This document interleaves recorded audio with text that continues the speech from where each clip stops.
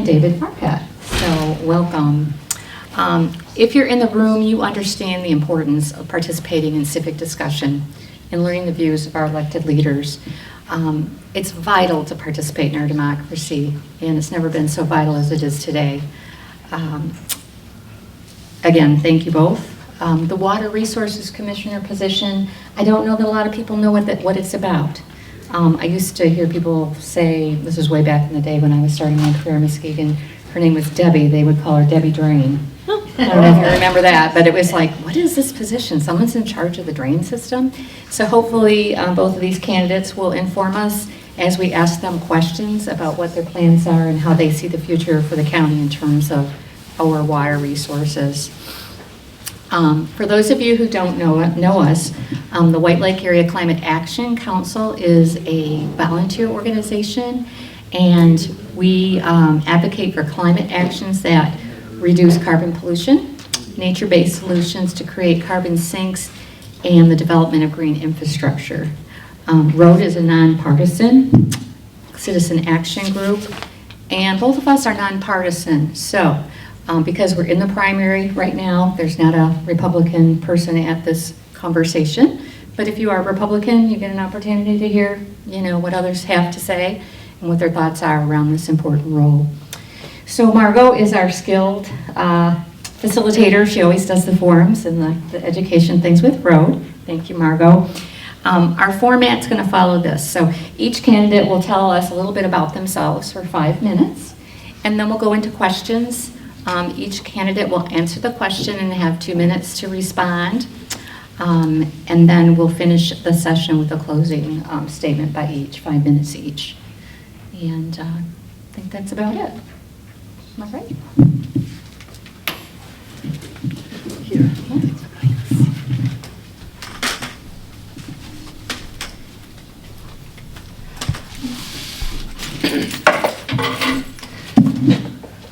Well, it's so kind of, whoa, the whole shelf fell down. That was unexpected.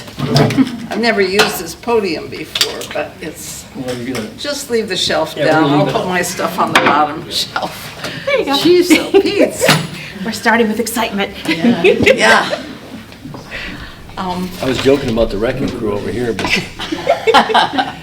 sounds like it's rubbing off on us. It's wonderful to have you both here.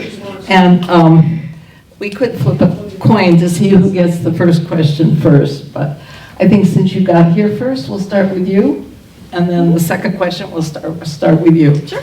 And I haven't done this for about 8 years, I think, so I did put my new hearing aid in, and I have the other one charging up on the floor, so I hope I'll be able to hear both of you. And if you'll write your questions down, Bruce, who is collecting the questions? I can. Esther will? Sure. Esther's my friend from Manitoba, and she's just here for a couple of nights, and she's volunteered to help. So, and maybe she'll learn something about the Water Resources Commissioner too. So, question number 1, thank you. Esther, they should go to Bruce probably, okay. because he'll sort that to make sure there aren't repetitive ones and so Okay. on. Yeah. And there should be pencils and cards circulating, so you can write questions down. And we have 8 that a member of WLACAC and I received and developed. There was an opportunity to submit questions online, and there were 5, and we added 3 to them. So the first question, what experience do you, we're going to let you go first. Oh, no, that's fine. I thought we were going to do the 5-minute thing. If we were going to introduce ourselves first. That's right, that's right. It's been My 8 bad. years. I got you. But it's So been longer for I me. guess you can go first for that too. Okay. And Stephanie already knows that I'm breaking my own thing. My parents raised me as a gentleman, so it's always ladies first, but I'll break that rule tonight, and I apologize. It's okay. My name is David Farhat, and I am running for the Muskegon County Water Resources Commissioner. I'm a lifelong resident of Muskegon County, and I don't even want to admit how old I am, but it's been a long time. I've always lived here. I've I attended Muskegon Catholic Central High School, graduated back in 1976, so you guys can figure out the math. And then I attended Central Michigan University. And then after that, I got into the restaurant business as my profession, and then always had kind of a love for real estate, so I wanted to be a real estate developer when I grew up, and I've grown up, but I started that when I was 25 years old, so it's been about 41 years that I've been trying to build a better Muskegon as a real estate developer, a builder, and a broker. I've developed 4 subdivisions throughout the county, and I've built over 100 homes with my now deceased partner, Ron Fano. We were F&F builders for a number of years. Can everybody hear me, by the way? Okay, all right, I'll get it up. Sorry, Bruce, you told me to do it. Ice cream cone. Ice cream cone, okay. This could be a short meeting if it's an ice cream cone. In 2002, I was elected to the State House. And prior to that, for 5 years, I was a lobbyist with my brother's lobby firm called the Farhat Group back then. He's since evolved into, it's a different name now. He's got a different partner and so on. But there was an open seat when Jerry Van Werkum went from the House to the Senate. And so I ran for that in 2002, was elected, and then I was elected for a second term in 2004.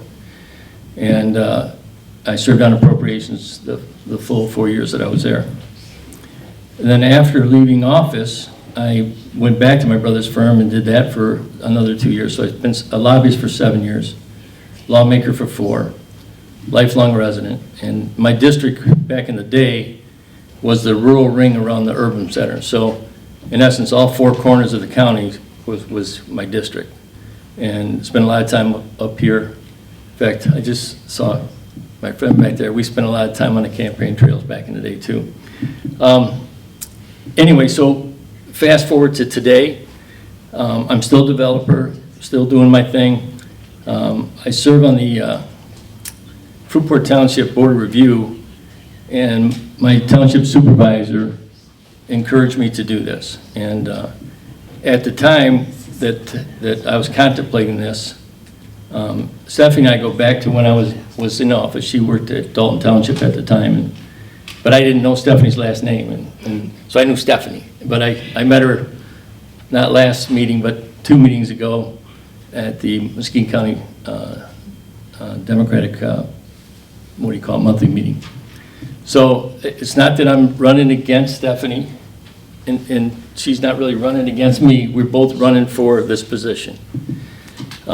With Brenda stepping down, it's an open seat. So in the same situation I had back when I ran for the House. But so I've been involved in so many things over the years. I was talking to Amelia. There she is. She's from the county wastewater. Well, I was active back in the day with the wastewater. I was president of Pheasants Forever, and we did the Habitat project out there for a number of years. And then I was with the National Wild Turkey Federation, and we did the youth hunt out there as well. So I've been involved in all these different organizations. Just for those that don't know, Pheasants Forever is a habitat and youth education organization. They, since the Muskegon County one went, I don't want to say defunct, but they partnered up with the neighboring counties. So I think there's like 3 counties now. But I kind of rode off in the sunset back when I left office, and I said to my new friends over here that I thought all this was in the rearview mirror, but there you go. It's in the windshield now. So so that's kind of a basic background on me. And am I going to hand this off to Stephanie? And you guys can both sit down if you want. I'm the only one who has to stand up. Oh, okay, well, just so everybody can see me to start with, you can probably see me there too, but I'm Stephanie Barrett. I am a Dem. I am running for the Water Resources Commissioner seat. It used to be called the Drain Commissioner's Office. Little history about me. I'm 54 years old. I have 2 sons. I live in Fruitland Township, so right around the corner. I actually have over 20 years of local government experience. I worked in my local township for 8.5 years as a zoning administrator. So I did planning, zoning. The supervisor fell ill, and asked me to step up and become the deputy supervisor. Township had never had one, let alone a female, and I said yes. He wanted somebody that he knew would fill his position and do a good job and not try to take it over while he was out. And so I did that for a couple years, and while I did that, I helped bring water and sewer into the township. So I was very familiar with that, and when his health improved and when he was able to come back, then I stepped down from that. And I was doing that along with the zoning. I did zoning the whole time.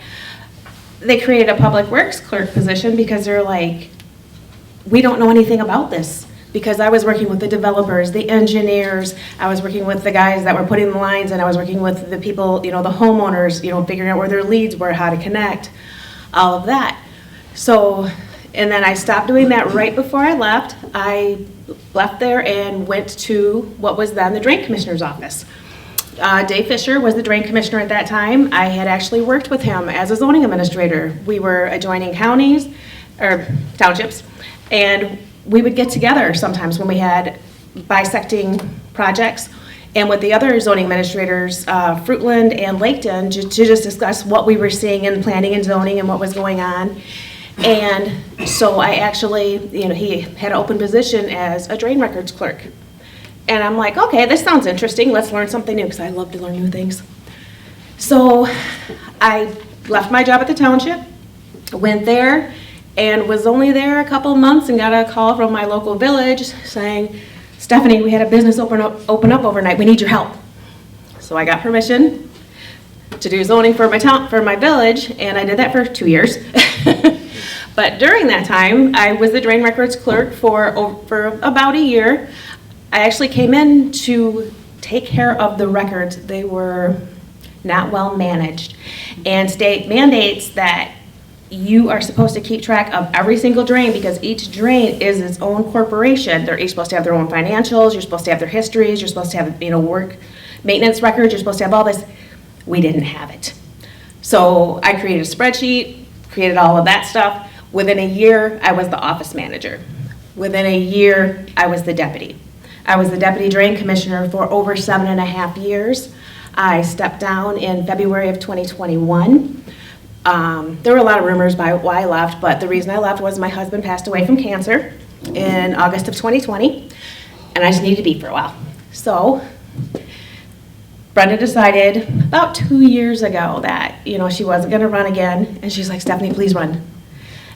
And I'm like, I'll think about it, because I was still just trying to be.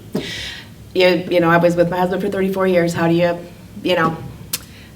where do you move to? How do you move forward? So anyway, last year I finally said, okay, I'll run. So I filed in November, and I would love to step back in and keep doing the work that we were doing. It's so important. It really is. Most people don't understand what the job is, and it's so important for people to learn what it is.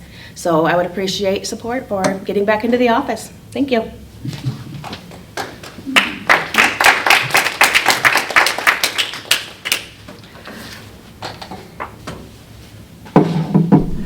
Well, the first question, what experience do you have in water resources?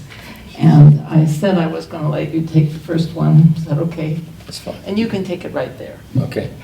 Just stay comfortable. All right. Thank you very much. So what credentials do I have that would make me a good water resources commissioner? So, like I said in my introduction, that I've been in development here in Muskegon for over 40 years. Every single subdivision that you do, for those that don't know, has to be signed off by the drain commissioner then. I haven't done one since it's switched to the new sexy title that we have now. But so I've been involved, oh, sorry about that. Okay, so I've been involved, like I said, in development for more than 40 years. Whenever I build a house, we have to deal with site water, so on and so forth. Same thing as we develop subdivisions, we have to deal with, like I said, then the drain commissioner to figure out where's groundwater going, how do we maintain it on site, how do we deal, what's the water table level, what's the incline on the driveway has to be, so on and so forth. So my development background helps. I don't have 7.5 years as deputy director. But I also have always been a quick study in everything I've done, because when I got elected to the State House, it's not a learning curve, it's a learning cliff. And I'm sure that this is probably the same way. The difference is that there's a gradual time to get into it versus, you know, when you get elected to the State House, you get voted in one day, and 2 days later you're in Lansing. And you're learning, you know, they got you under all the training and everything else. That training doesn't exist here. So I have to immerse myself like I have been since I filed back in, whatever it was, April 20th or something like that. Again, going to all 4 corners of the county, figuring out, you know, learning these drains, learning, you know, all the different, there's, you know, several EPA sites that we have, Superfund sites. I've been trying to learn that perspective as well. It's a challenge, and I'm looking forward to it. And it's good to get back out in the community again. The older we get, the smaller our circle, and this has been kind of rejuvenating for me. So, and that's about it. You want me to repeat the question? No, I'm good. So my experience when I was at the township as a zoning administrator, I did work with Dave. And he, like I said, he didn't know it was me that was running. And when we met at the meeting in April, I reminded him, he was like, oh yeah, because we worked on several projects. But part of that was working with the Drain Commissioner's office. And, you know, where were, you know, wetland areas, what was the ordinary high water mark? So I have, you know, 20 years experience dealing with that, but I also am certified by the state in soil erosion sedimentation control, and I'm a certified construction stormwater operator. So what that means is if the office has work going on, we don't have to get very many permits. We don't have to go to the DEQ or the state or Eagle for a lot of permits because we have those certifications. So, you know, we are inspecting the sites. We not only having our engineers doing it, we're going out and inspecting the sites. When the bridge fell in White River Township several years ago, you know, when the car was crossing it, I was part of, you know, the project of fixing that. And I was one of the people that went out there and checked it to make sure that silt fence was in place, that there wasn't soils going into the water. So, otherwise, yeah, that's, if you have more questions, I can answer more. Thank you. Well, I appreciate all the questions that are coming in. We're going to go through the first 8 that some of them came through online and a couple of them by our organizers. The second question, and this will go to you first, and I forgot to say, and I think Lori forgot to say, that I'm empowered to ask follow-up questions if I don't think the answer is clear. So watch out. Okay. Have you ever run for office before? And if so, did you run as a Democrat? So I ran for my township clerk position when I'd only been there for about a year. I hadn't even been there a year. I ran as a Democrat for the Dalton Township Clerk's office. I did not win. I did a pretty good showing, but I'm not a person to speak bad against the other person, and I would just state that I was running, and I'm still doing that now. But I did run. I did not win. So, and I ran as a Dem. And why did you run as a Dem? Because Briefly. Okay, so I ran as a Democrat because my core beliefs align more with the Democratic Party. There are so many reasons. Body autonomy, there's so much, you know, women's right to vote, people's right to vote, anybody, you know, there's so much going on right now, and I turned cable off 3 years ago. I got tired of watching all of it. I couldn't stand it anymore, the freedoms that are being taken away, and if you don't stand up and say something, you're part of the problem. I'm sorry. That's why I'm running. That's why I ran before. It's important. You need to get your voice heard.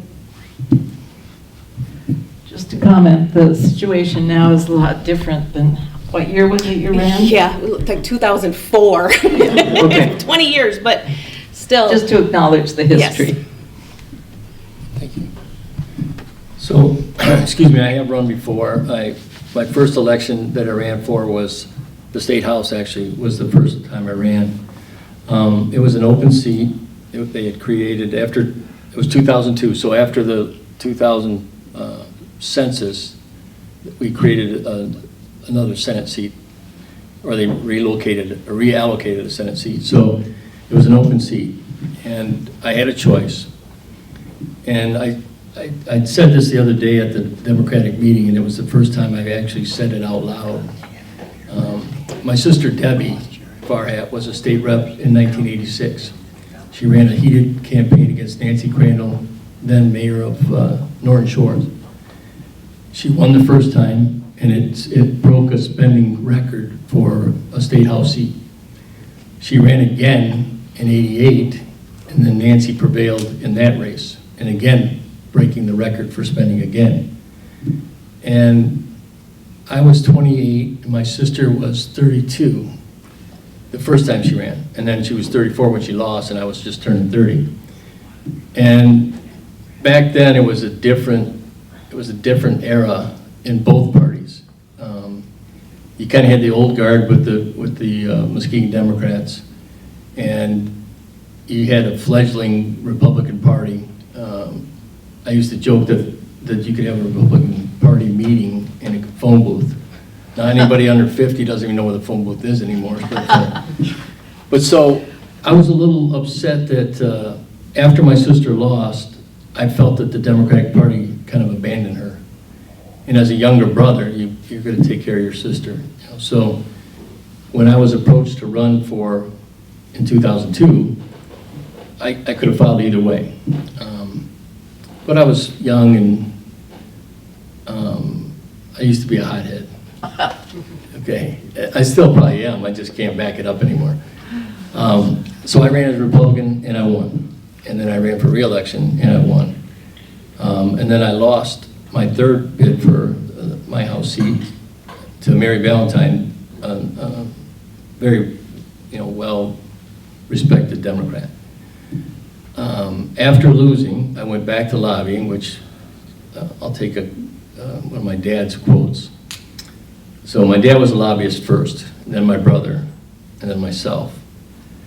So my dad said, he used to say, you're not a Republican or you're a Democrat, you're a chameleon. Because as a multi-client lobbyist, you're talking to both sides of the aisle all the time. And leadership is different all the time. It's always ever-changing kind of thing. So after I lost, I went back to lobbying for 2 years, and then I opened up a charity gaming business in Norton Shores, Texas Hold'em charity gaming for local charities. And so that took me away from politics completely. So I never really looked back. I just took off. I mean, when I left the Republican Party, it was the old Republican Party. I don't recognize the new Republican Party. I would say they left me more than I left them.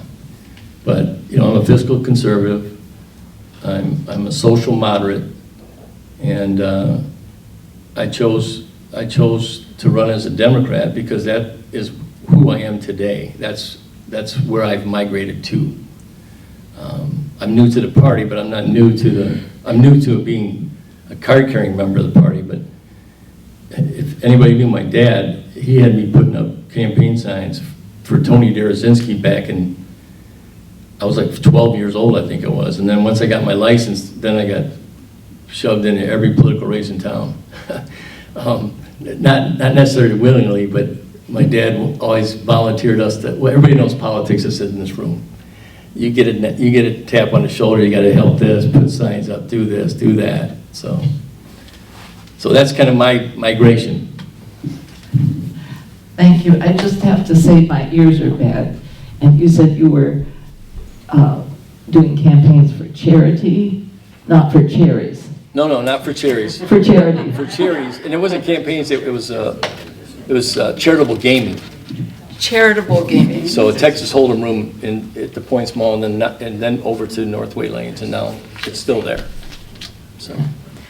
Okay, next one starts with you.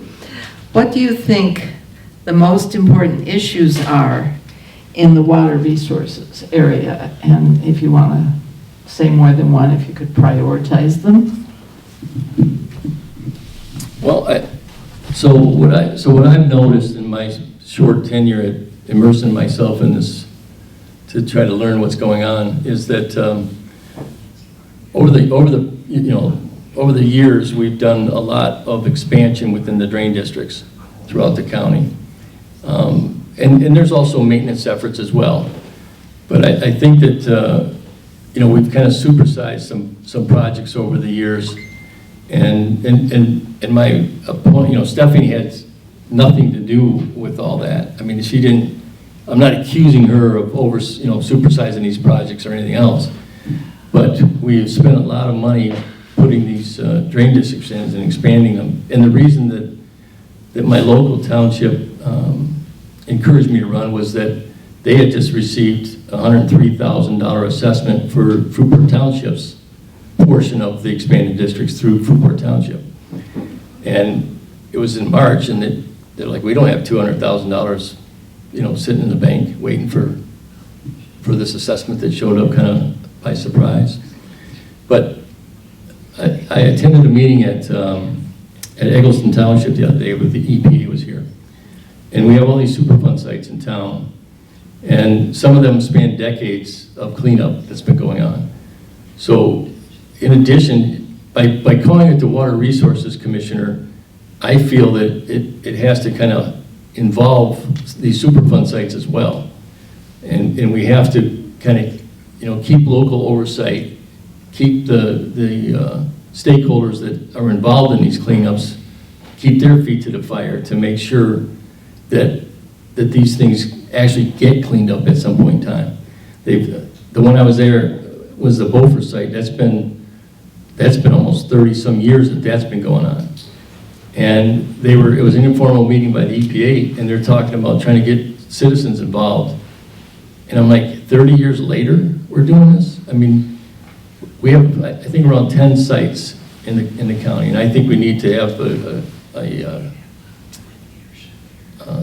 citizen advisory group is what they call it. It's called CAG.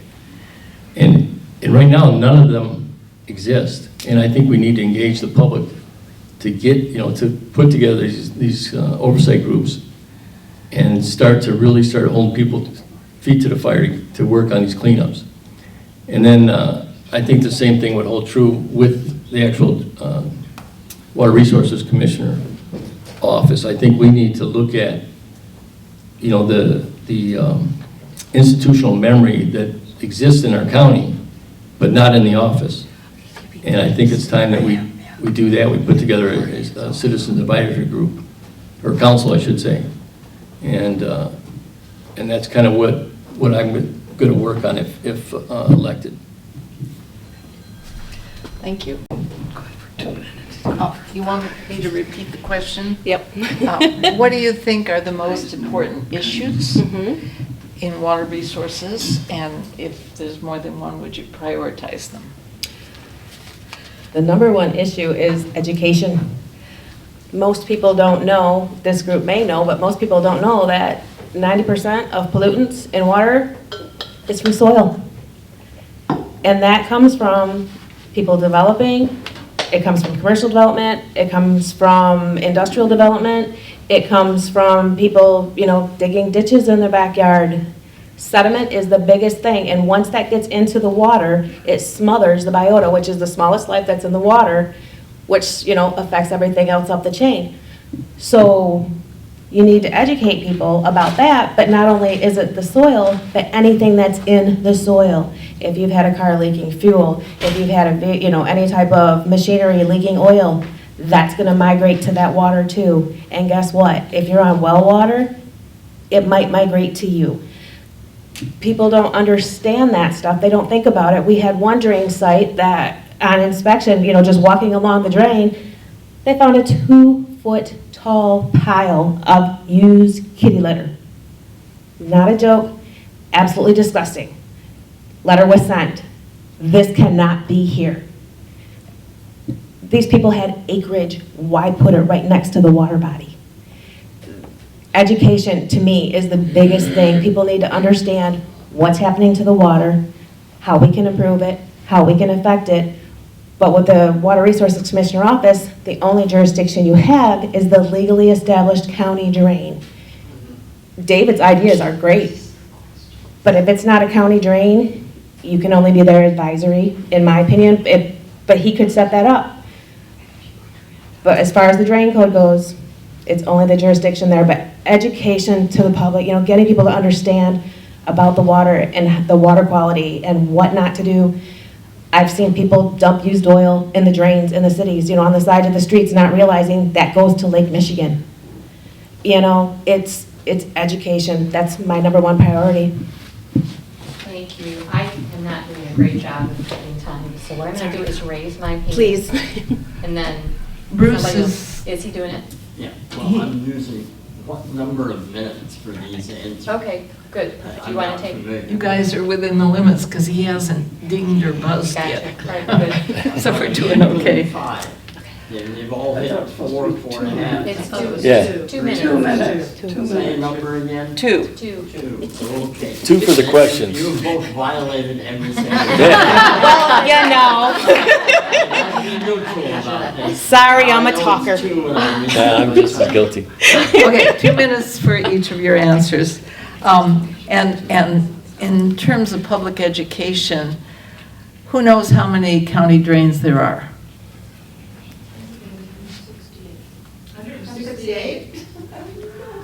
I read today in one of the questions that was asked, there were 130, but I don't know if that's, That's not 100% accurate. okay. Yeah, So we're talking about a lot of sites in the county to monitor, okay? Do you want me to Okay. explain why that's not 100% accurate? Well, It's- maybe you'll get a chance. Okay. Hang on to it. Okay. Is Muskegon County's infrastructure, and these are questions people send in ahead of time, so we want to honor those.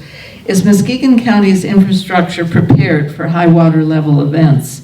What response might you take if flooding issues are reported in one of the 130 county drains? So you get to answer first. All right, within 2 minutes. There are 131 legally established county drains. We did consolidate several, but that does not include what are called 433 drains. Those are the drains you see at businesses, like if you go out to the mall, the big pond that's outside, that's a county drain. That's not included in the 131. That's separate. There are over 200 of them. At last count, when I was still there, I think we were at like 260. So when there is a high water event, like the big rain we had just yesterday, when calls come in, we go out and inspect. That's the first thing we do. We look at a map, we see if it's in a county drain district or not. Even if it's not, we still go look, and we talk to the property owner. If it's in a county drain system, we see if there's anything that we can do to alleviate the problem. If there's not, we explain, I'm sorry, it's a freak of nature. These weren't built for that system. If it is not in a county drain system, we explain, I'm sorry, it's not in a county drain system. There is nothing that we can do for this, but you can contact Eagle to see if there's anything that, they can help you come up with plans to help prevent this in the future. Thank you.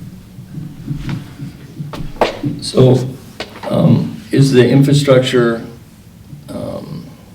competent, whatever you want to call it, capable of handling a large stormwater event? You can probably never be completely ready for that kind of thing.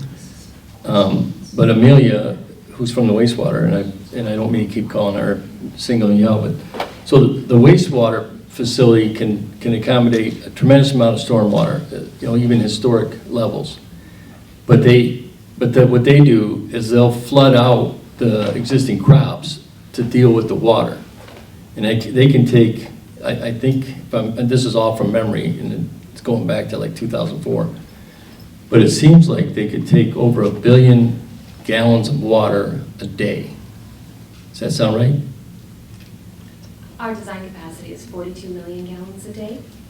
We typically get about 12 million gallons on average, but that's coming from the collection system, which is wastewater, though there is I&I infiltration that comes in from stormwater. Okay. It's not intentional. Yeah, no, that's right. And, but my point is that we do have some auxiliary systems in place. And again, I can't see Bruce, I'm gonna make sure. All right, so with that, I'm gonna make sure I don't go over time. Okay, You'll hear it. Oh, okay. okay. I hope I'll hear it too. Okay. How should Water Resources Commissioner revise or legally modify? And the questions at the terms, we weren't sure what that meant, but we think it's the extent of an existing county drain. In other words, once you have the drain defined, how should you revise or legally modify that? And what are the established criteria to do that? This is in terms of public education. Okay. So if a drain needs to be, if you're going to extend a drain district, there's a process in place. I'm no expert at that, and I'll admit that right here. Stephanie is. She's going to probably explain it better than I. So, but the thing is that you have to build what I say is common sense, common ground.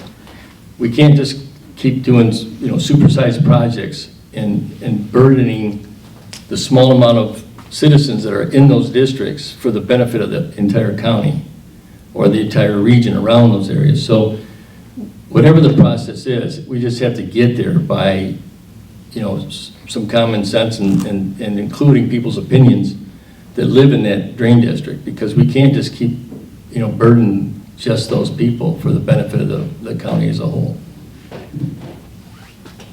Thank you.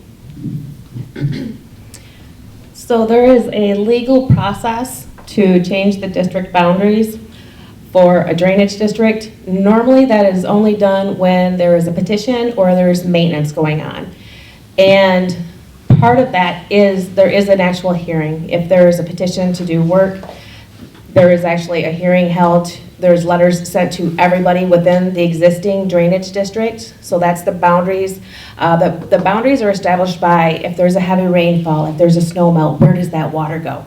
If it makes its way to the drain, that lands in the drainage district. If it doesn't make its way to the drain, it's outside of the district.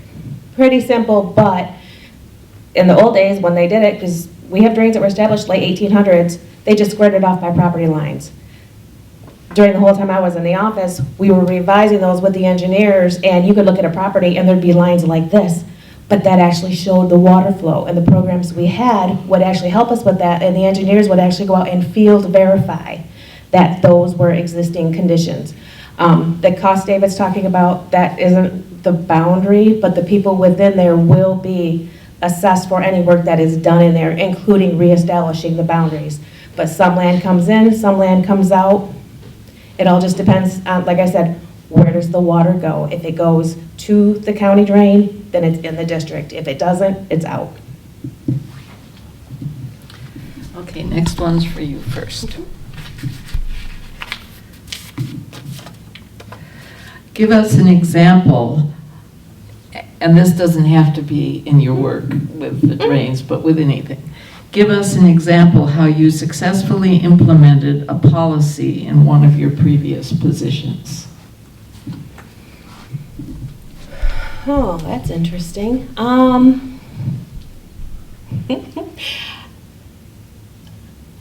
I don't know.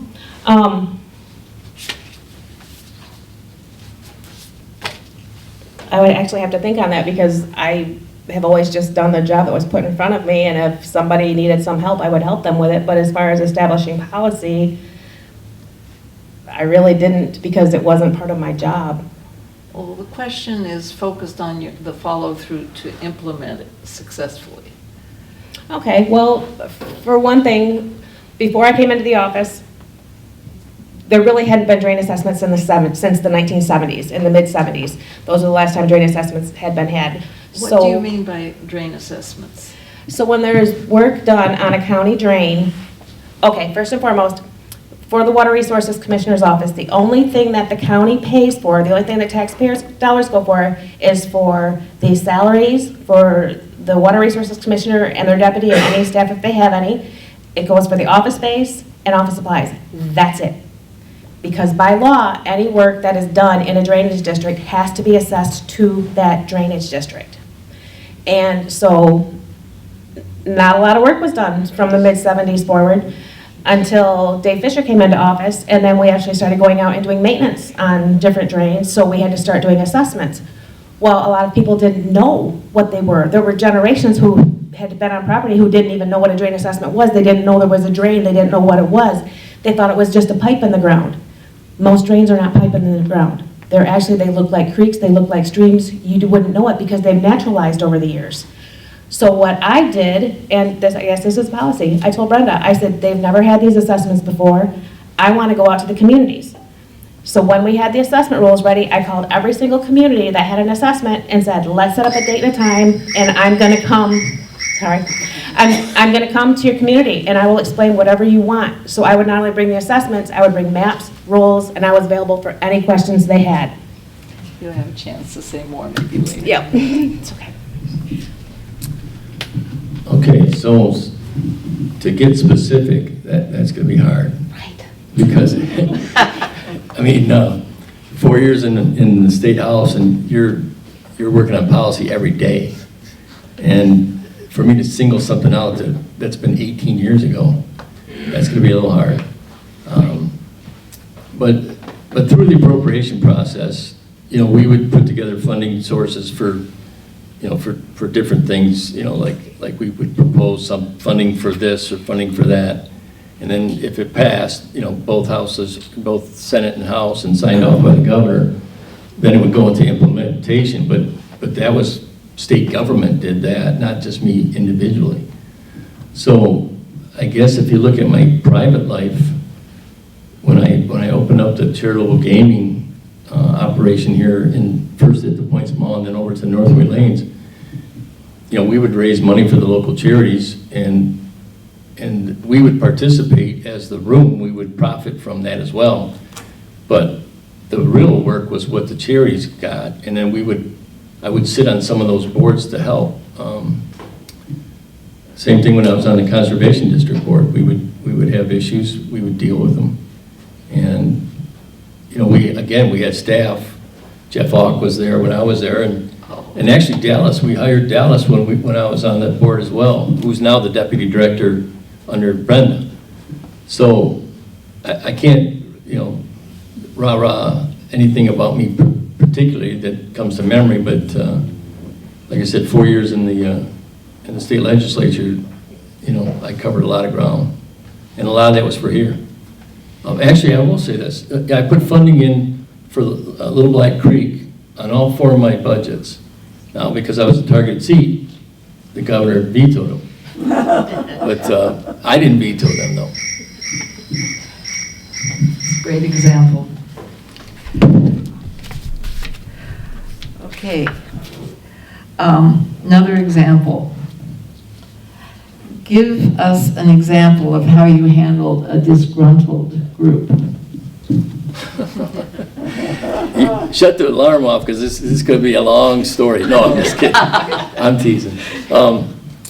Well, in all walks of life, I mean, I've always been the point person in most everything I do. I was a real estate developer. I was a real estate broker. I was a builder.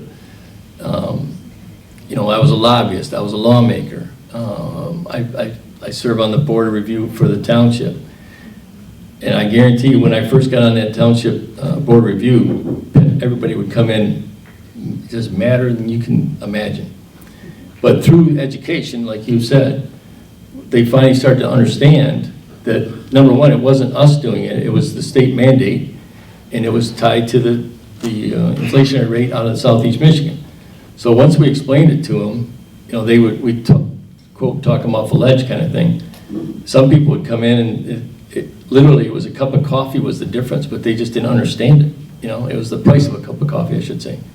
So I'll use the board review as my example. So people would come in outraged about their tax bill or their understanding of it. And through education, we would diffuse the situation. And we get the frequent flyers, and then pretty soon they understood the process, and then they just don't, now they just come in for coffee. So.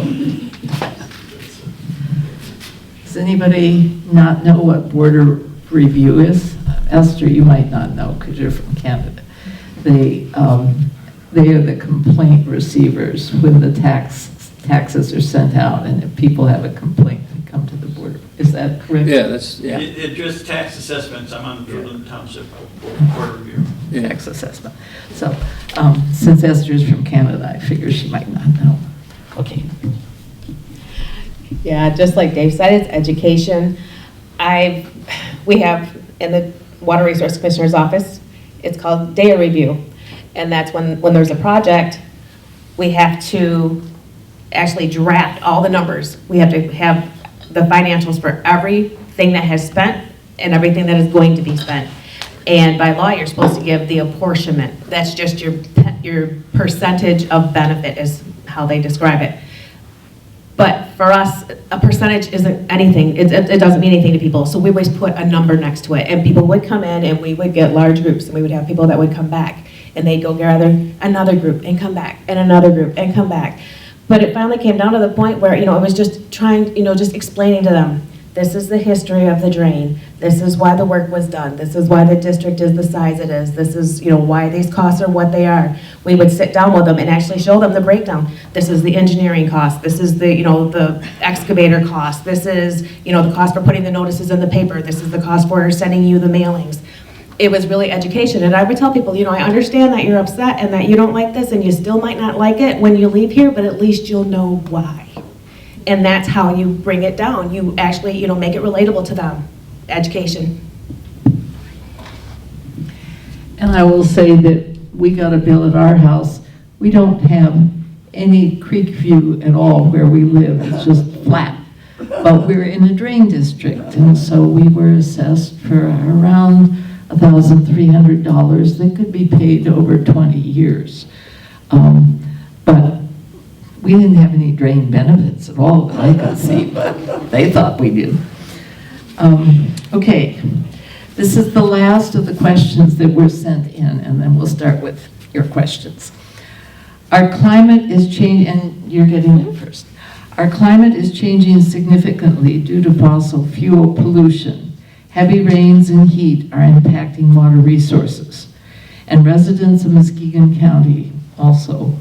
What is your vision and plan for the next 5 years regarding water management and safety for the residents of Muskegon County? That's a good question. So even before I left office, we already had scientific data that was showing that what used to be what they called a 100-year storm, which meant, the intensity, the severity, the amount of water that came down for that one event only occurs about once every 100 years. That's now a 50-year event. It is proven. We have data that shows that's proven. So we actually started creating, when we're doing drain projects now, when we're digging them, when we're doing other work, we're actually preparing for that. And when businesses are coming to us to establish drainage for their lots, we are using those calculations because we know that that's what it is now.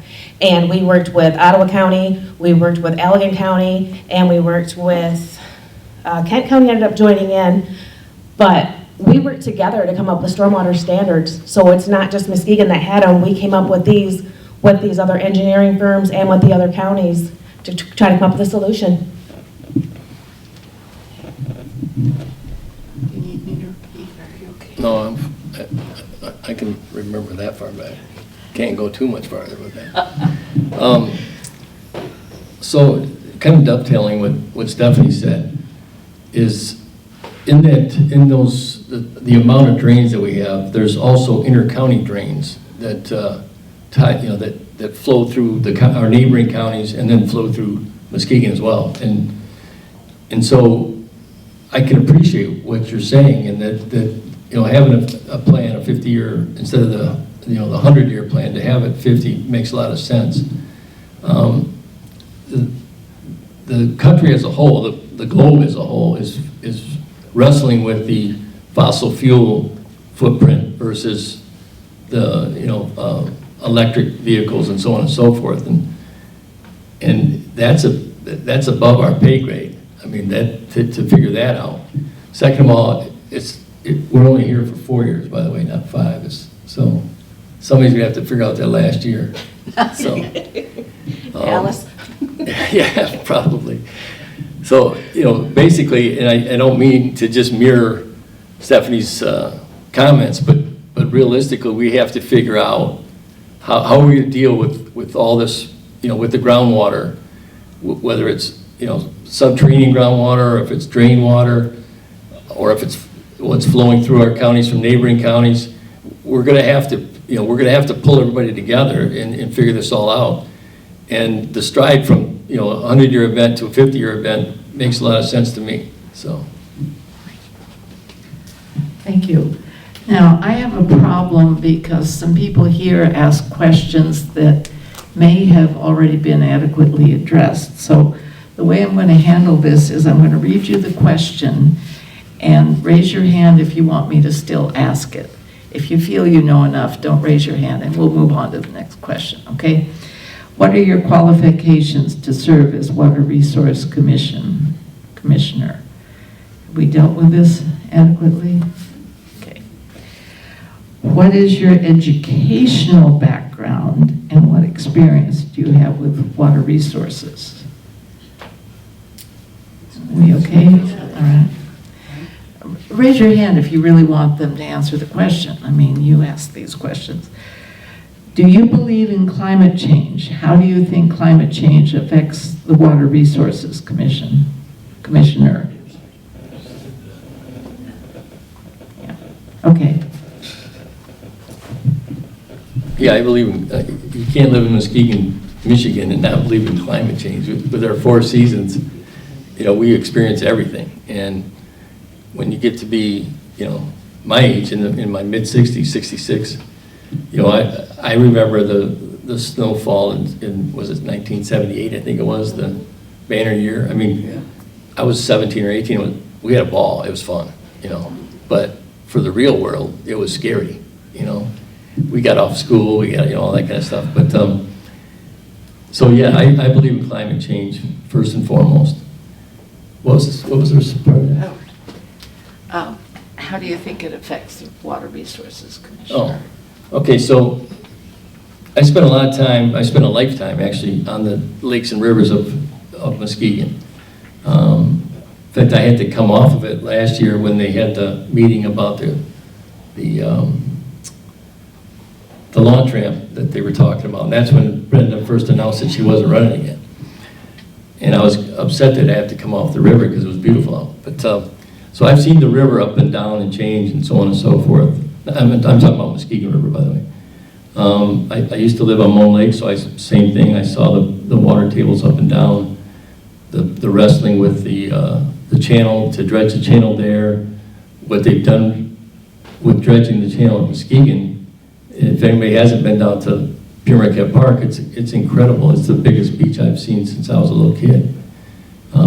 That beach nourishment program that they're doing where they're dredging the channels going out. So those water levels are to the point that they're affecting the shipping lanes and so on and so forth. So we're always going to have to stay, resolute when it comes to climate change, the effect of the water resources and where they're going or where they're not going.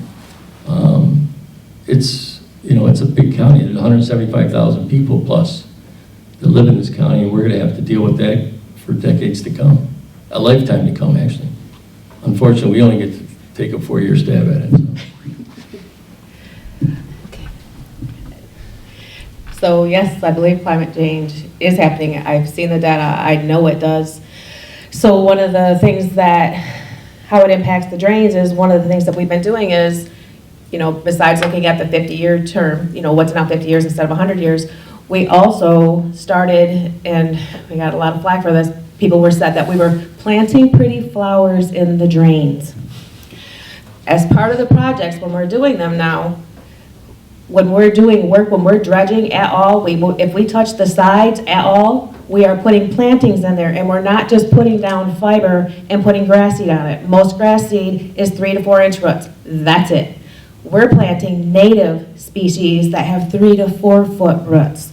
They're going to stabilize those banks, and when there's a big rain event, it's not going to wash out. It's not going to grab that sediment. It's not going to grab that soil. It is not going to push it downstream and cause the blockages, because that is what happens. We've seen it. If you drive around and you look check this out next time you're out and about. When you're driving along and you're passing over a culvert, so that's the big tube in the road. If there's 2 tubes, one's always plugged. One's always what? One is always plugged. It is full of sediment. We actually got away from that during my time in the office, and we even pushed the road commission to go to box culverts, because then the water flows at a better rate. You can put more stuff in it to actually slow the water, make the water aerate, bubble it, makes it so much better. But check it out next time you're driving. We're already preparing for that. Square versus 2 round ones. Correct. Okay, we've kind of talked about this, but if you want us to talk about it a little more, raise your hand, please. Why do you want to run for Water Resource Commissioner, and why do you want to run as a Democrat? Okay, yeah, you came in late, so you probably missed a little bit. So I worked in the Water Resources Commissioner's office for 9.5 years, over 7.5 as the deputy, and I just really enjoyed it. I did the education, the going to the different communities, talking to them, explaining to them the history of the drains, why they were where they were, getting their feedback, asking them, are you having problems? Not just, if I'm here talking to you about this drain, is there anywhere else that you're having an issue, anywhere where we can have an impact to help you? And don't take the flack on it. This is our assessment, not yours. Don't take flack for it. Have people call us. I really enjoyed the education part of it. I'm a people person. I talk a lot. You've probably noticed that already. But it's the education, and I love it. And I learn new things, going out and meeting these people. And I didn't care what party they were. They were getting assessments. We were doing it. They needed to know why so they could explain to other people. And I was there to help them in any way I could. And I really enjoy it. Thank you. So, in the environmental side of the county for a number of years, and mainly not as a paid position or an elected position, but more just giving back to the community. I was on the Conservation District Board. I was on Pheasants Forever, which is a Habitat and Youth Education group. Same thing with National Wild Turkey Federation. That's another conservation group, and so on.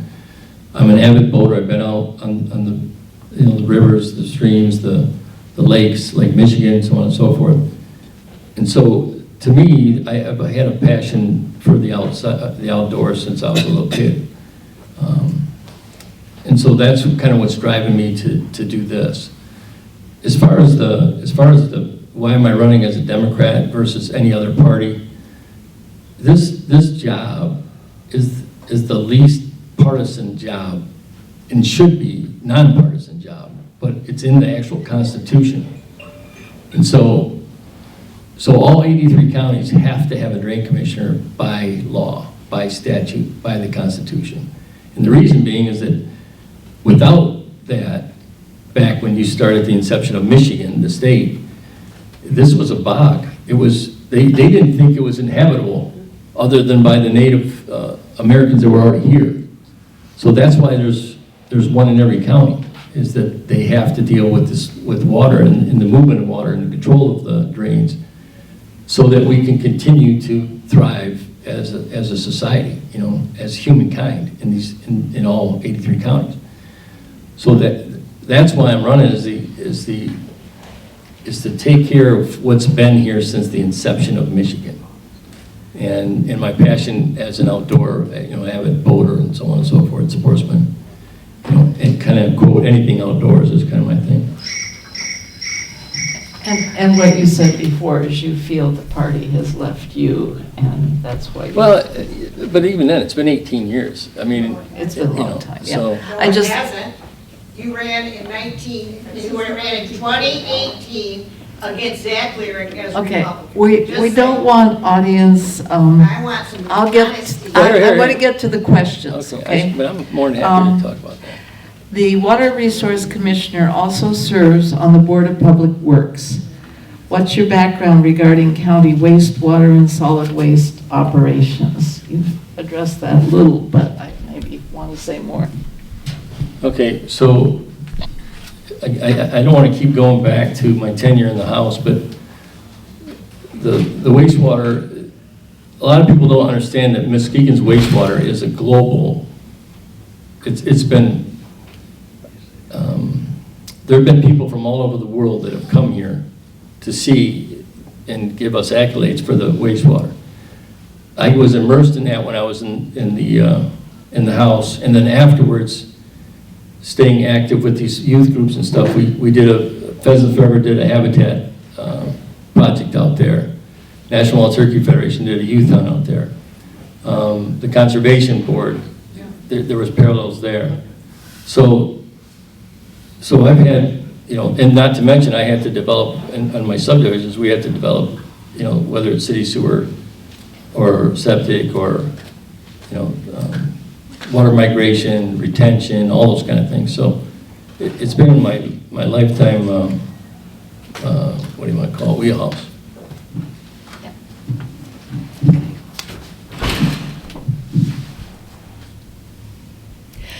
So the wastewater and solid waste operations, I spoke to it earlier that I was the deputy supervisor at Dalton Township.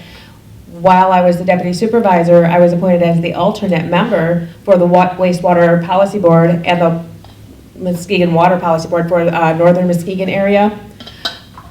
And I served on those boards even after I was no longer the deputy supervisor. And with that, we actually, I was part of, the voting block that extended, that put in new wastewater lines out by the college. When they started failing, it was not good. The pipes were coming apart. They were, over 50 years old. They were having a lot of problems. But I actually was part of that. I was part of both of those groups. And even as the deputy, I actually, went to several of the public works boards. I reviewed every single packet of information that came through. Brenda and I would discuss them before she even went to the meetings. And I still follow it now. To me, it's interesting. It's something I've done, and it's something that I still find interesting, and I'm just following through on stuff that's happened. There's pipe out there with my name on it somewhere buried in the ground from one of the big projects that was done. Okay. I guess we haven't really answered this one. What do you believe are the top water resource issues in Muskegon County? Education, sedimentation, and the pollutants that are getting into our waters from everyday use that people just don't realize that's a problem. Fertilizers, we took care of a lot of that when they took the phosphates out of the fertilizers that you can put in your yards, but it's still available. People are still buying it because it still makes their yards pretty. There's still people that are dumping different, automotive fluids. There are still people dumping stuff in water bodies. There are still people that rake their leaves into ravines that go right into water systems. Education, main thing.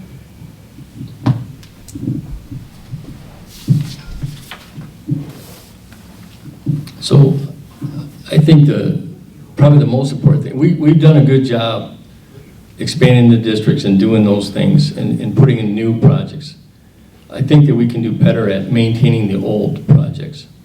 And that's, maybe I'm naive, and until I can get into those, what did we say, almost over 300 drains, not counting the inter-county ones.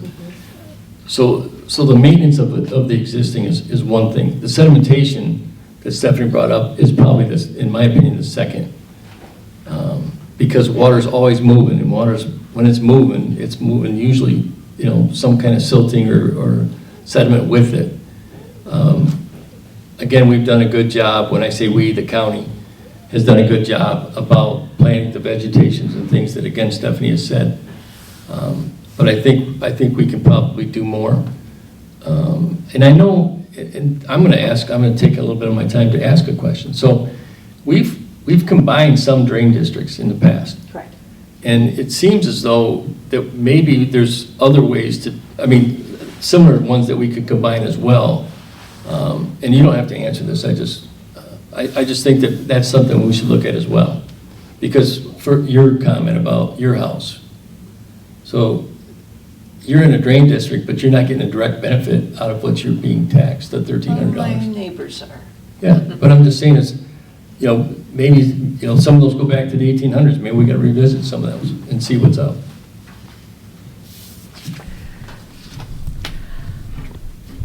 Okay. What are 3 things you want to accomplish in your first term? That sounds like you're going to have more than one. Yeah, I wouldn't have read that in there.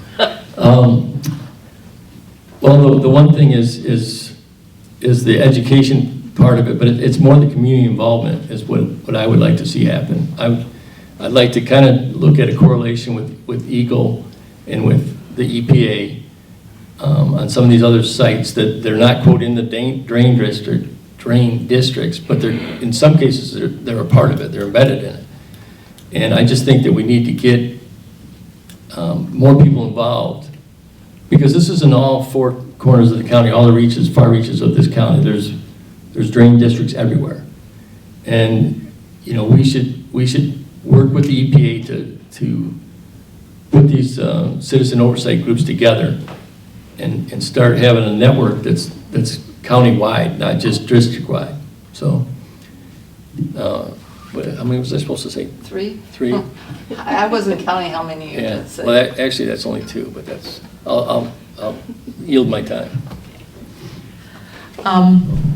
So, did you answer that? No. No, sorry. See, I said I'm getting fuzzy about this. That's okay.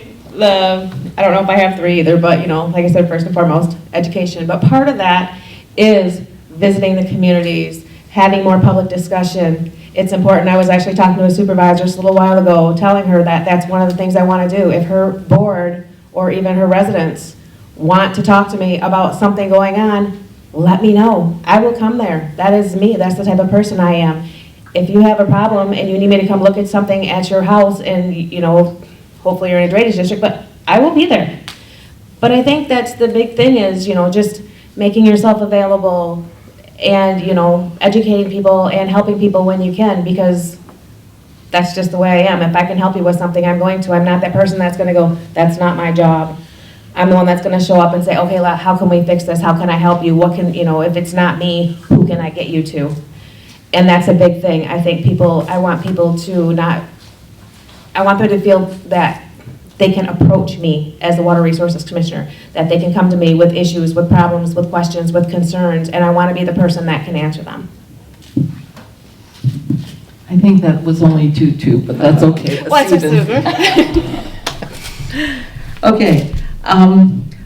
What successful improvements have been made in Fruitland Township in the past 4 to 5 years, and what is anticipated here for the next 4 to 5 years? In Fruitland Township. Yeah, so I live in Fruitland Township, but I've not been in the office since February of 2021. I know that there was a petition to do work on a drain that is very near to my home. The drainage district boundary actually is, I think, right on my neighbor's property line. But most of the work that's being done right now is either due to petitions from property owners because they're having an issue, or it's a maintenance issue where, we've gone out there, we found an issue, or there's been lack of maintenance for years, something needs to be done. As far as what's going to go forward, it all depends. If there is a petition to create a new drain or do work on a drain, as the Water Resources Commissioner, you actually have to go out there and look at it. And if you think there may be a problem, then you have an engineer come in and you have them look at it, and then you actually start the process. You give people a petition. That's where the people sign the paperwork to actually start a petition to do stuff. If it's maintenance, a different story. If you're not going to expend a certain amount of money, you don't need a petition. You can just do the maintenance. But without knowing if there's any open petitions, if there's any open complaints, I really can't answer that right now. Thank you.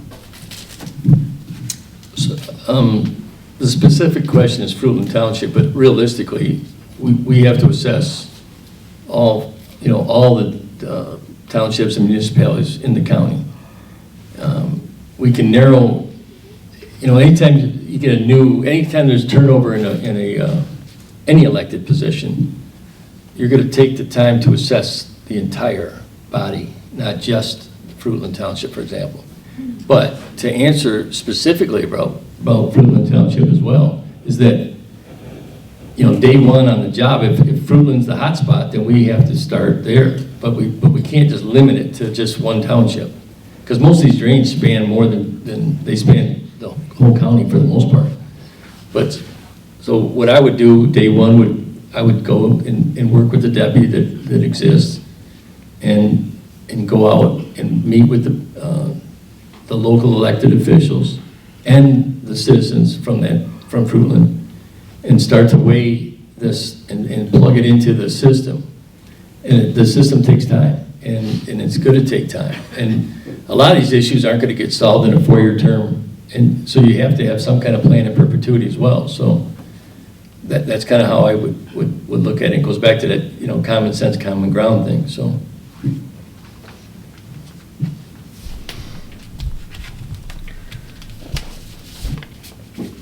A blank card, that's a gift. We recognize that there are septic tank issues in the county. How would you address these? Septic. Okay, so I put forth a septic bill back when I was in office. At that time, and the numbers have changed, and I haven't done any research since, but at that time, 55% of Michigan's development, new development, was on septic. So that number has changed, you know, because again, it's been a number of years, but you know, the beauty that we have, or the benefit that we have here in Muskegon is it's a sandy soil, it's porous soil.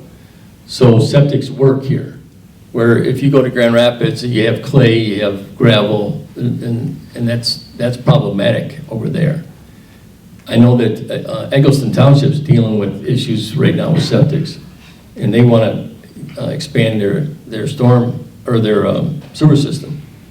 But they're repairing a lift station that's X amount of years old to the tune of $2.5 million for just that one.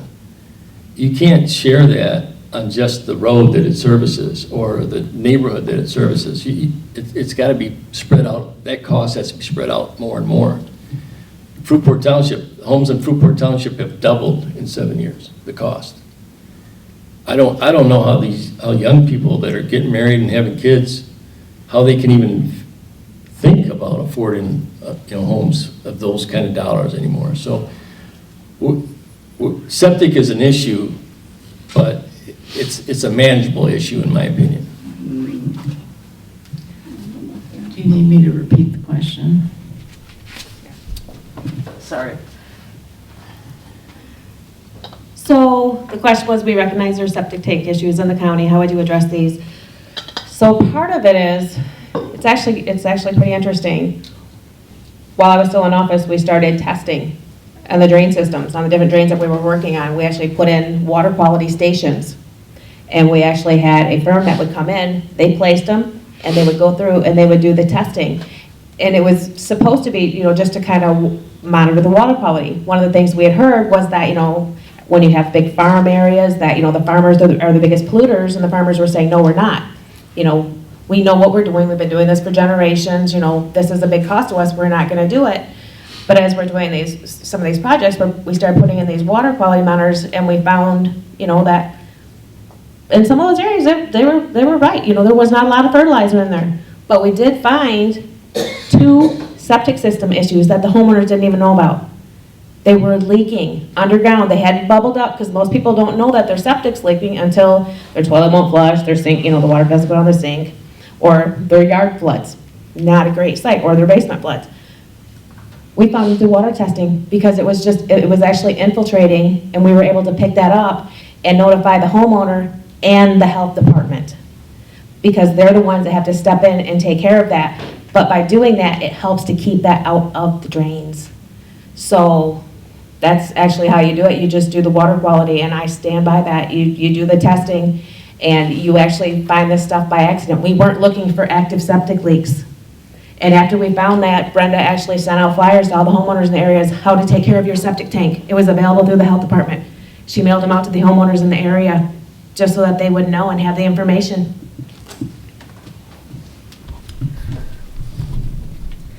Okay.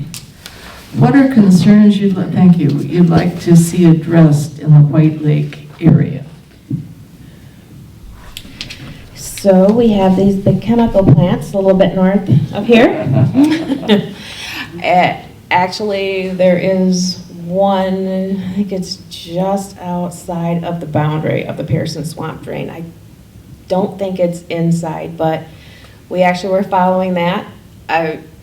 When I was in office, I'm still trying to follow it as much as I can outside of the office because it's the same thing as the Beaufort site. These sites have been polluting forever. And, you know, you go to these meetings and you hear these people talk about this stuff, and, you know, if it's not in our drain district or whatever, then we don't have jurisdiction, but that doesn't mean we can't ask the questions, that we can't get a hold of the people that we know higher up to say what is going on, to try to help facilitate meetings and everything else so people can find out what is going on. And I think that is really important. And like I said, even if it's not, and you know, like Dave said, we can be involved. We can be a partner, but we can't spend money on it. But we could be there, we can help, we can assist, and I think it's important.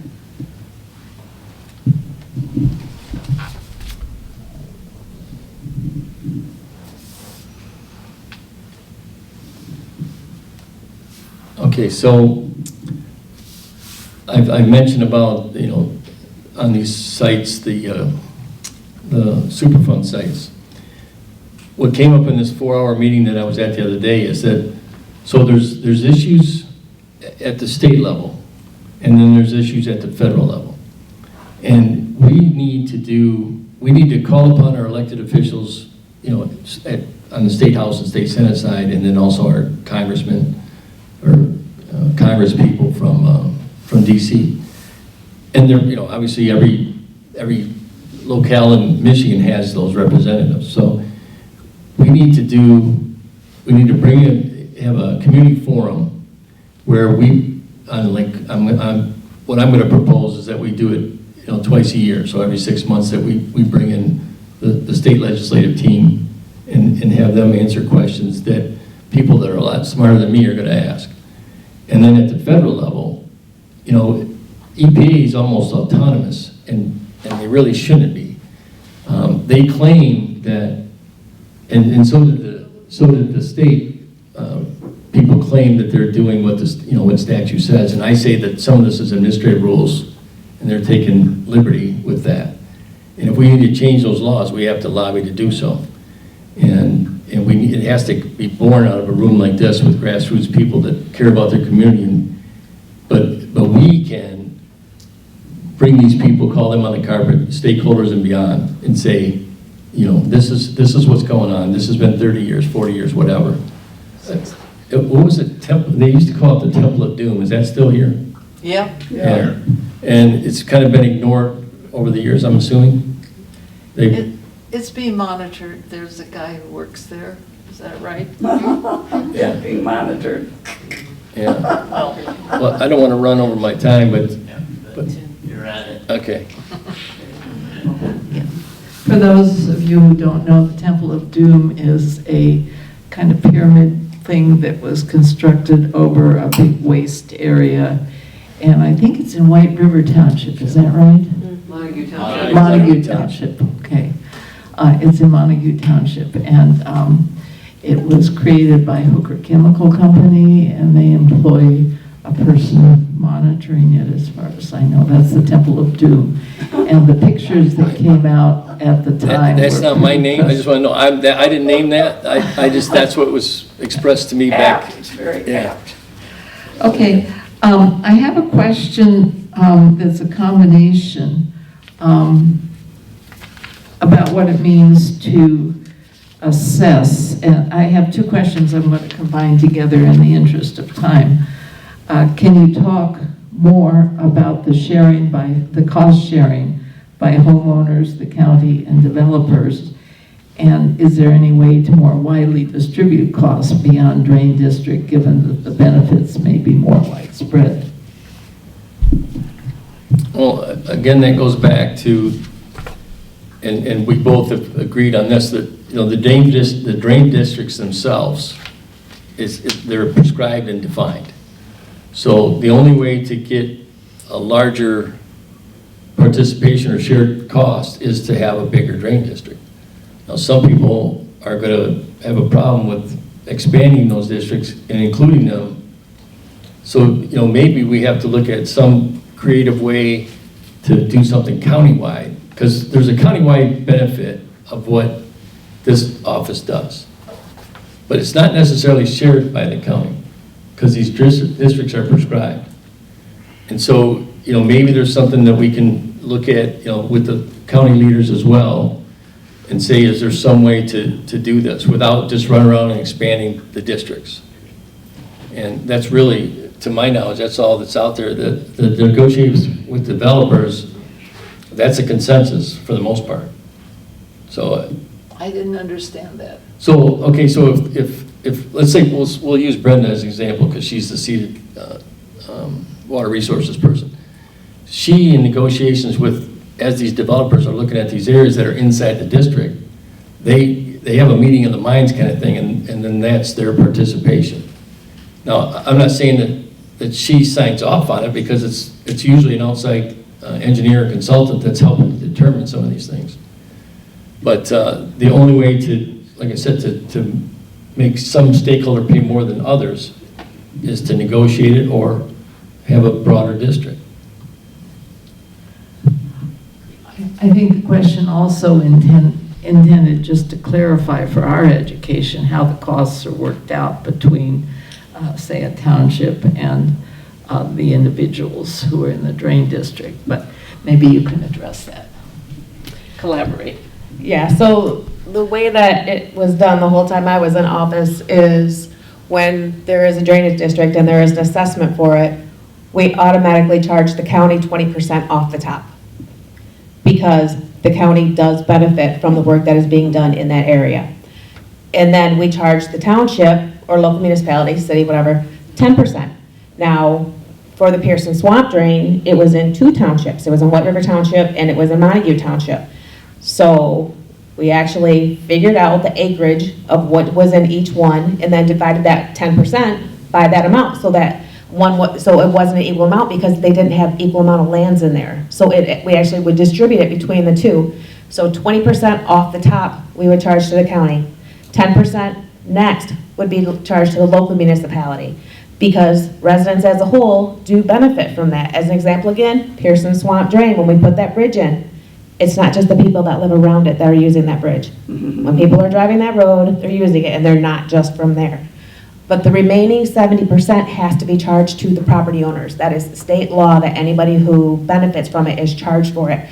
So say, so I said, I'm just outside the boundary of this drainage district. I couldn't be brought in to the drainage district without showing that I have a benefit, that somehow my water makes its way to that drain. My water doesn't. I actually have channels that were dug by the previous owner that moves it away from that drainage district area. So that's how we broke it out. But then it's also broken down, the way we did it, we broke it down by property as well, was you look at industrial users. I'll use 10 acres as an example. If you have 10 acres of property and there's an industrial user on there, they're gonna pay more than a commercial property with 10 acres, which is gonna pay more than a homeowner that has a house, garage, paving everywhere, pole barn, whatever. They're gonna pay more than something that has 5 acres wooded. It slowly breaks down. A 10-acre wood lot pays the least.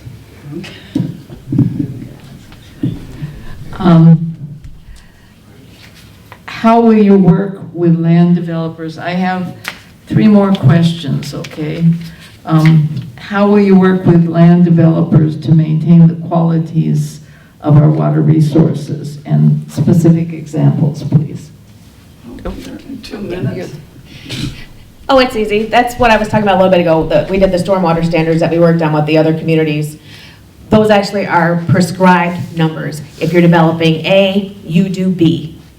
There are, a few few spots where, there's some wiggle room, but for the most part, and it's right there, it's out there for all the developers. If you're doing this, you're paying this, and you're doing it to this standard. Their engineer designs it all. We have a reviewing engineer on our end that makes sure they did what they're supposed to. We actually go out, review the work in the field to make sure that they're meeting the standards that we put in place. If they don't, we can hire somebody to go in and fix it, and they have to pay for it. That's how you hold them to that standard. And then once it's done, it normally becomes a county drain, and then it's under our jurisdiction, and we make sure it's taken care of.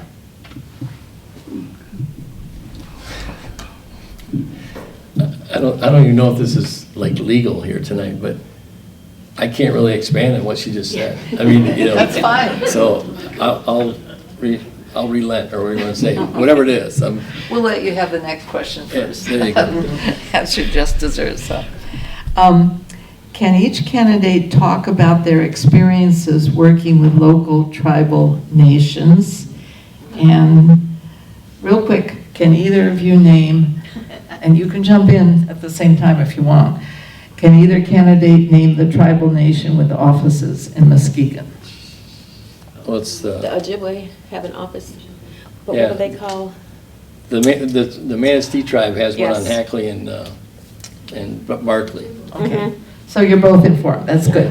So can you talk about your experiences working with local tribal nations?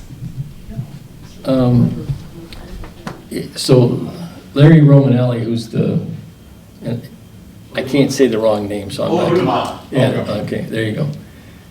And he's been that for a number of years. So they've got over $34 million into the 300 some acres that they have over on Harvey Street.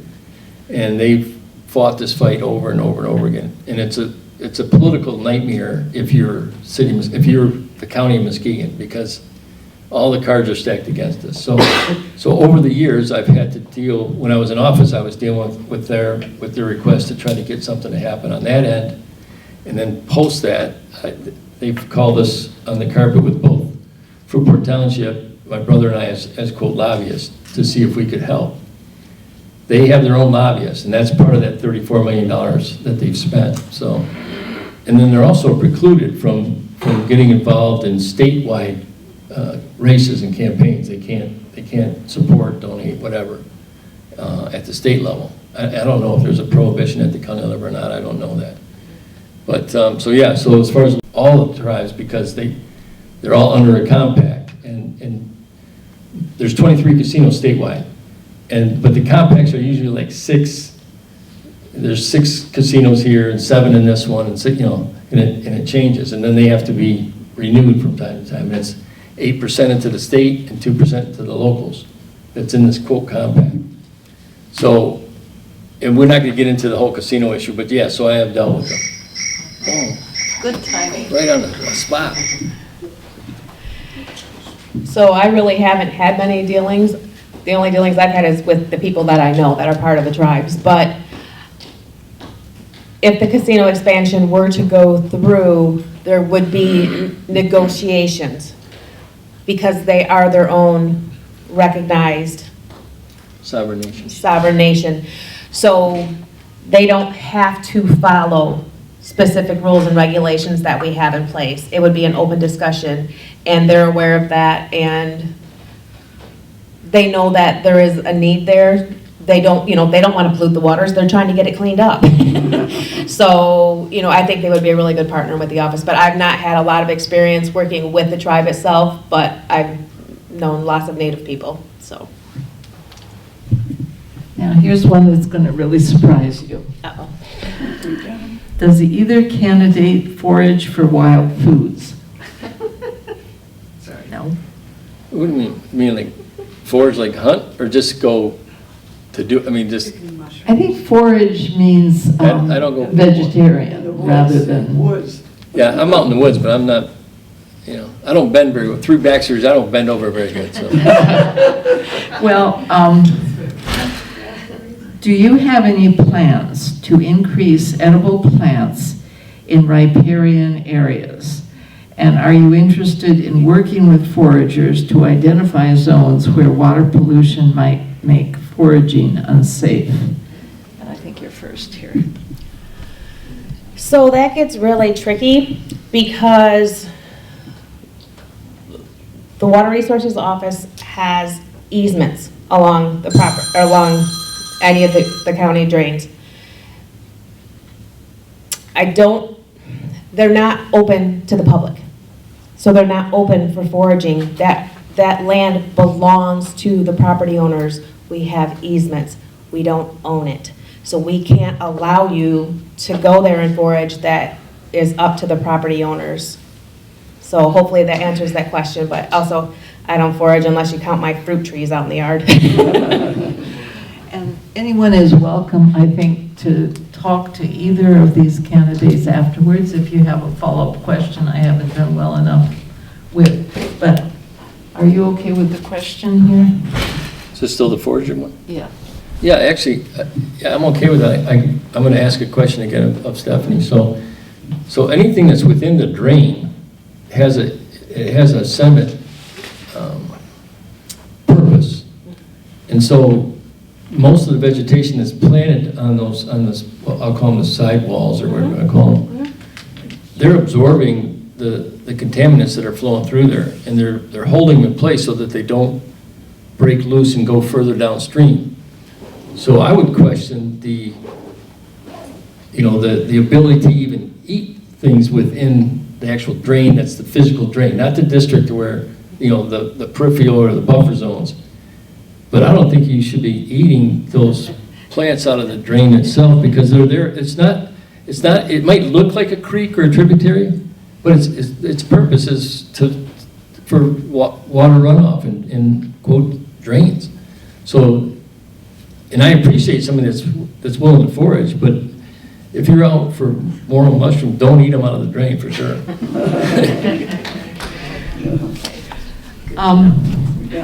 I have one last question, then we'll terminate. And I feel like I should still ask this question, but it's only of you, and I apologize, but somebody did write this down. Yeah, that's fine. The issue about your primary run against Mr. Lowering for county commissioner, was that? Yeah. Yeah, as a Republican, Yeah, and no that's about 6 years ago. Yeah. So I filed $100 to run for my county commission seat at the urgence of some local officials. I put my name on the ballot. I didn't put $1 other than the $100 to register. I never put up a sign. I didn't do anything to run. I did run as a Republican. But that doesn't mean that I can't be, quote, a Democrat. It just means then, at the urgence of some other folks, so that's what I did. So do I get an extra 4 minutes? Was that the primary? So do I get 4 minutes or 2 minutes? Oh, you each get a longer time. Well, no, you said it was to me. It's only one question. No, I got you. I'm teasing. I'm just kidding. So listen. Take what you need.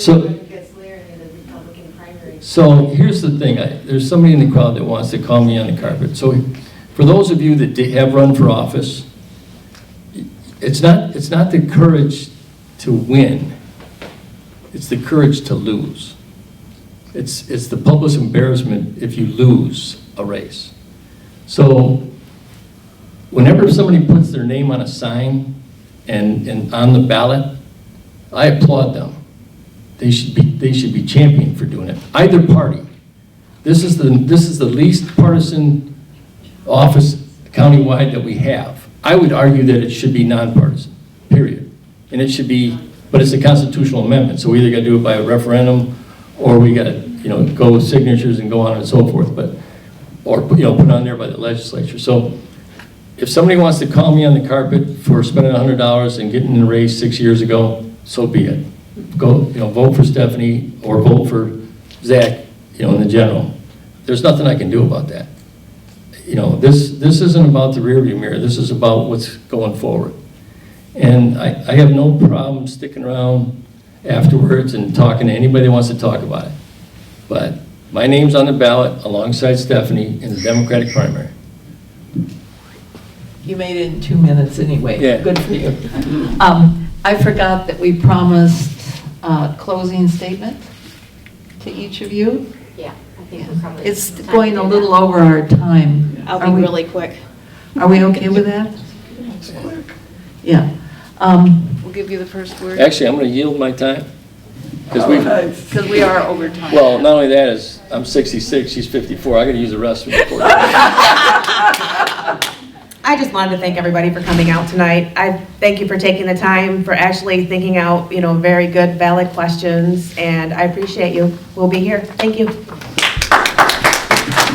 And I would just echo the same thing and remind you that I think the absentee ballots are in the mail for the primary.